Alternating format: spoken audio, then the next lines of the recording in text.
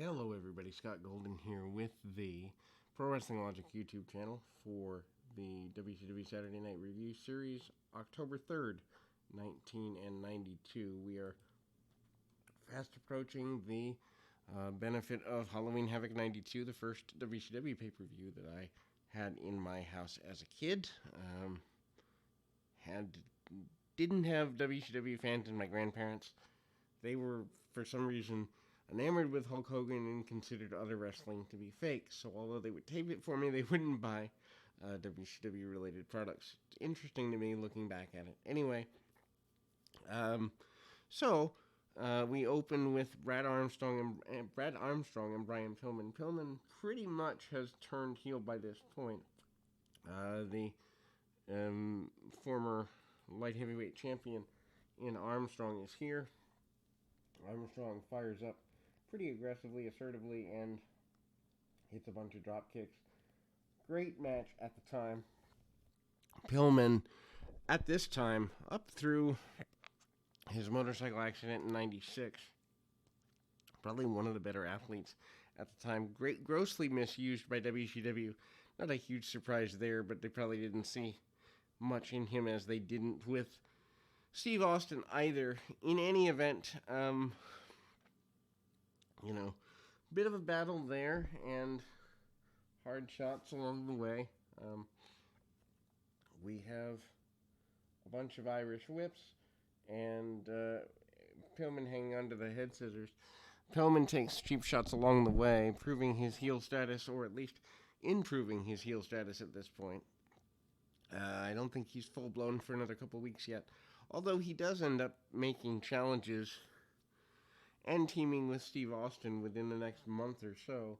I believe there's a Barry Windham heel turn here too. So it's interesting that Bill Watts at this point is trying to line up various people to be in different roles. Pillman spends the next majority of the next several minutes working over the legs of Armstrong. Armstrong again having to forfeit the WCW Light Heavyweight Championship because of issues with his knee. And Pillman works it over, and Jim Ross, who is still in his heyday of good announcing, to me he goes to WWF and drops. I know that most people listening to this grew up with Jim Ross as the host of Raw, but for my money, Jim Ross in Mid-South and WCW is the best Ross that there is. Next several minutes, Pillman staying on the leg and knee, majority knee, of his adversary here, and hard shots along the way. Needless to say, Pillman going to a finish there, and ultimately hard shots along the way, takes him to the mid-buckle there. Does Pillman using the tights to get the advantage. Referee a bit distracted, not really seeing the cheating tactics, or not paying complete attention to them anyway. Regardless, Pillman continuing to go to town, stays on the leg, and honestly, for this particular matchup, we see quite a number of cheating tactics and an inside roll-up by Pillman. Pillman gets the victory, mocking the victory to the fans. Bruno Sammartino encourages people from all over the Eastern Seaboard, at least the upper Eastern Seaboard, to come and see Halloween Havoc. Pillman kicks his opponent in the ribs and then goes to work on the leg in order to get that victory. But he manages to, that is, Sammartino manages to encourage everyone to tune into WCW. At the time, I think Bruno just wanted to see WWF fall, and anything that he could do to make that happen, anything at all, is something he was willing to make happen. And without a doubt, going to the main national competitor is one way to do exactly that. The Vegas connection of Dallas Page and Vinny Vegas is here next. I didn't realize that into 93, Kevin Nash, aka Vinny Vegas, was pushed. I did not realize this until watching these back. So the idea that he shows up, if we think about this, this is October of 92, but I don't think he leaves until sometime in 93, signing with WWF in August of 93. But again, to think that he was treated with the level of respect that he was is there. So Shane Douglas, who's a newcomer, who seems to have rotating tag team partners for the first month or so of his career, and Marcus Alexander Bagwell, who is up for Rookie of the Year in 1992 in WCW, which is interesting to me, because I think he came in 91, so maybe 92 first full year, or they're just trying to give him a renewed push. Anyway, arm drags by Bagwell, basic stuff, and Douglas comes in, continues to crank the arm of Dallas Page, continues to go with him as hard as he can. Page comes back with a couple of shots. Obviously, Dallas Page, for the next 3 years, kind of fumbles around. Hard shots by Vegas, who goes to work on Bagwell. Punch kick is all Vinny Vegas really does. But that's okay, because that's all he needs to do with a all but rookie Bagwell. And kind of see a couple of, reversals. Bagwell ducks the head, gets sent down. Really basic match. Super basic, but that's all it needs to be. I don't quite understand. They were pretty well pushing Shane Douglas for a couple of weeks before this. He actually gets on the pay-per-view with, I believe it's Z-Man and Johnny Gunn at the time, who ends up being Self-Sincere, in a six-man tag against Michael P.S. Hayes, the Arn Anderson, and Bobby Eaton, if I remember correctly, within a couple of weeks at Halloween Havoc. So the idea that they're bouncing him around with different partners doesn't exactly make sense to me. Very chaotic, frenetic booking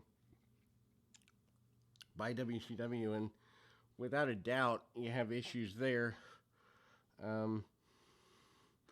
Hard shots and whatnot by Douglas. Douglas manages to go for some pretty aggressive stuff. Back elbows by Douglas again, and again, he gets a couple of suplexes, floats over, and eventually gets the belly-to-belly suplex and the victory for his team, as would be expected with the newcomer Shane Douglas. And of course, Shane Douglas, in less than a year from here, is a heel in ECW and does that for 2 years before going to the WWF and coming back to ECW, where his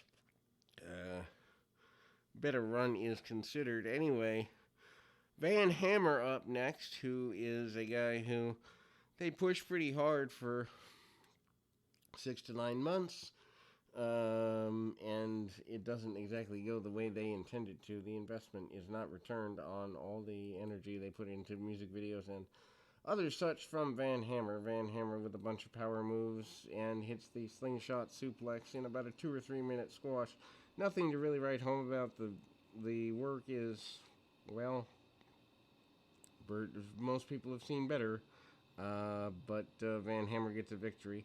Cactus Jack endorsing the Barbarian as the next WCW champion. He says he's getting the Barbarian ready. Of course, that's as part of a Halloween Havoc Control Center type segment. Jake Roberts talks about Spin the Wheel, Make the Deal, or actually getting his hands on Sting. I don't think the Spin the Wheel, Make the Deal was announced until the next show on October 10th. But regardless, Jake Roberts and Sting headed on a collision course, and Roberts promises to make this Sting's final affair. Once again, we go to Arn Anderson being part of the broadcast team, which he was for the majority of this episode. Barbarian crunches down on a couple of enhancement talents, and we kind of see some go behind there. There is a review of the match from last week, which we covered in last week's episode. including the ending of the Barry Windham match and all of that, and the pin by the Barbarian of Ron Simmons. If you want more info on that, go to last week's episode. Also, we've got over 1,200 episodes, old school, new school, and current day stuff, so certainly something for you to check out there. And while I have a minute, please go to Golden Opportunities Coaching, which is my main channel for my coaching practice. If you're in entertainment and want to rebrand yourself, or you need life, relationship, or creativity coaching, career coaching as well, great way to go. Small commercial over. Ron Simmons basically promises that he is going to, in fact, defeat the Barbarian at the pay-per-view in a couple of weeks, Halloween Havoc on the 25th of October in 1992, and Simmons is incensed by the idea that anyone would even consider the thought that he could lose the championship at any level. Without a doubt, he is fired up and ready to go. He is certainly there in that regard, and that's kind of what's there. Shane Douglas, of course, goes pretty well in directive to, does an interview where basically the focus of the interview is, very simply put, Shane Douglas admires Magnum TA. Shane Douglas thinks Magnum TA is one of the best of all time, and that's why he used the belly-to-belly suplex. Douglas wants to be one of the best in WCW or in the entire wrestling world, and he promises that that's going to happen. Jake Roberts cuts a promo up next, basically saying that he is going to eliminate Sting at Halloween Havoc. They kind of do show a graphic of the spin the wheel, make it the deal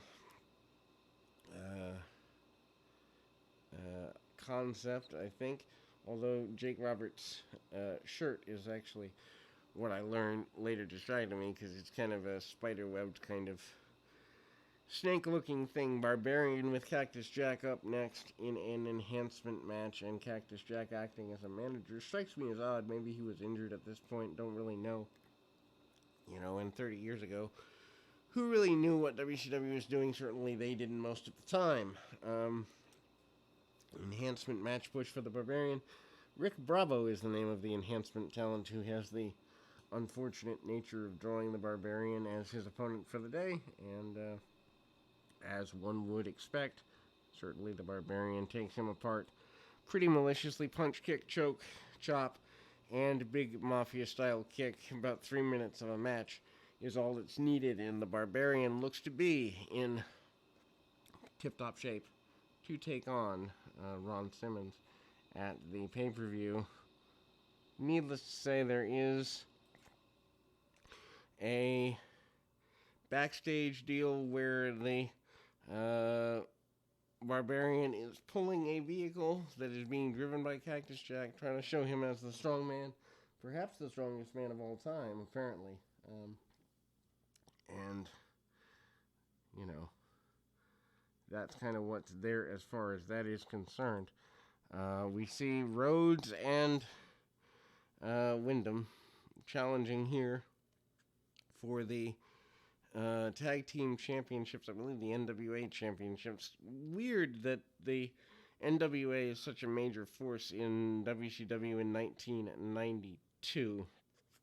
Or maybe they're challenging for the WCW championships and unifying the belts. I think at this point, Williams and Gordy had unified the championships, and so they're challenging for the unified World Tag Team Championships, which match goes about 25 minutes. Lots of brawling and strong-ish style stuff, which is fine, but I don't think the average fan was fully ready for that type of... I do wonder about how often Gordy and Windham went at it on a regular basis. Certainly there are shots there, and without a doubt, tie-up and several go-behinds, basic stuff there.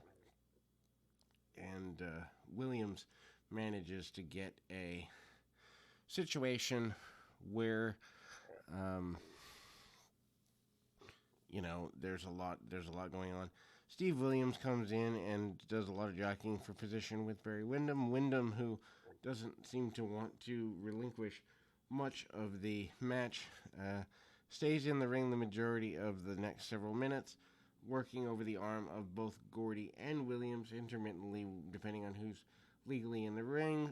Dustin Rhodes tags in and is going to town pretty assertively, aggressively on Steve Dr. Death Williams. High cross body by Dustin Rhodes, and continues to be one of the better individuals in the area as far as going in a direction that is pretty assertive, aggressive. And then we see Windham, who refuses to back down, take a couple of hard shots. Rhodes comes back in and gets brawled with a bit before going back to the arm of Dr. Death Steve Williams, who tags in. These guys certainly lumber around, unlike today's wrestlers who are flipping and flopping and flying and being gymnasts all over the place. You can certainly see a good bit of value there. And so Windham comes back in. He stays on Gordy. They go to the outside.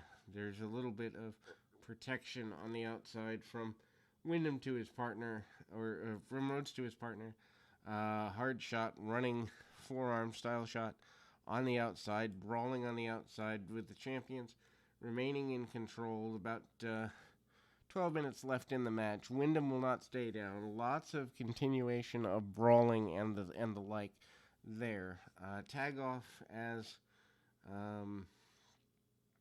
there's a double team by the champions on Windham. Windham might actually undersell a couple of times, but does not undersell a shoulder tackle, which nearly looks to knock him out of his boots. A near fall by Dr. Death leads to some stuff there. And then we see an abdominal stretch ultimately, and we can easily see things go in a positive direction there. Irish whip and a running clothesline by Dustin Rhodes. Rhodes goes for and hits a lariat, takes things back over and goes for a sleeper on Williams. Gordy takes the early part of the match, Williams taking the second part of the match. Obviously, they had formulated a friendship in Japan. We're teaming in Japan. Stun gun by Williams at a point and gets an advantage over Rhodes. Rhodes, obviously the younger and more inexperienced of the bunch over who's here. And Dustin Rhodes, obviously the WCW is still a territory, but the least territory experienced of the guys in the ring as well.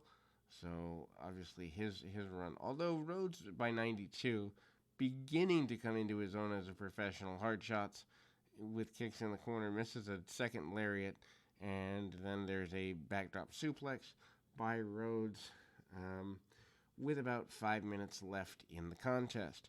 Once again, the tag team championships are on the line, and the match does continue to be some bit of chaos. Everybody comes into the ring at a point.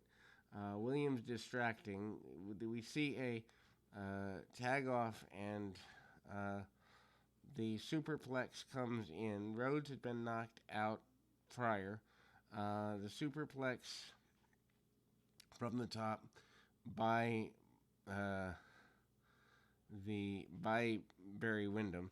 Rhodes comes in, bulldogs his adversary, and Windham comes in, makes the cover, and we've got new tag team champions in the form of Rhodes and Windham in what was a classic match worth going out of your way to see.